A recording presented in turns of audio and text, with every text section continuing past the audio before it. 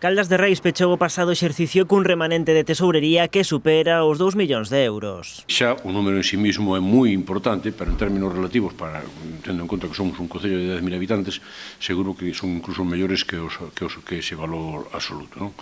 Bueno, isto danos un importante xogo, porque ademais coincide que temos encaixa a pesar de que ainda temos pendientes de cobrar algunhas subvencións, unha cantidade que tamén supera con creces os 2 millóns de euros.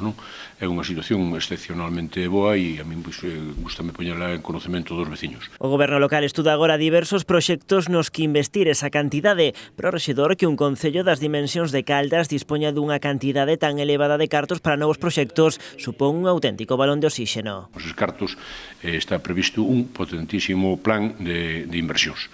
Non está terminado e por eso non o podo presentaremoslo en breve, pero teño que decir que co plan de concellos, con este remanente de tesorería e con algunha inversión específica que xa está aprobada, como pode ser o caso do edificio multiusos da Escola Taller, seguramente Caldas alcance este ano unha cifra récord de inversión. Caldas tamén segue reducindo a súa débeda, faino a un ritmo que supera os 100.000 euros ao ano. Neste intre sitúase alrededor do 13%. Este porcentaxe, fixadevos si é pequeno, que teríamos dereito legalmente a chegar hasta o 110. É dicir, poderíamoslo multiplicar casi que por 10, e é unha cifra tamén realmente interesante. Vimos axustando os números desde hai tempo e está dando os seus frutos. O rexedor tamén anunciou que nun prazo máximo de 10 días o Goberno local xa terá pechados os orzamentos para este 2018.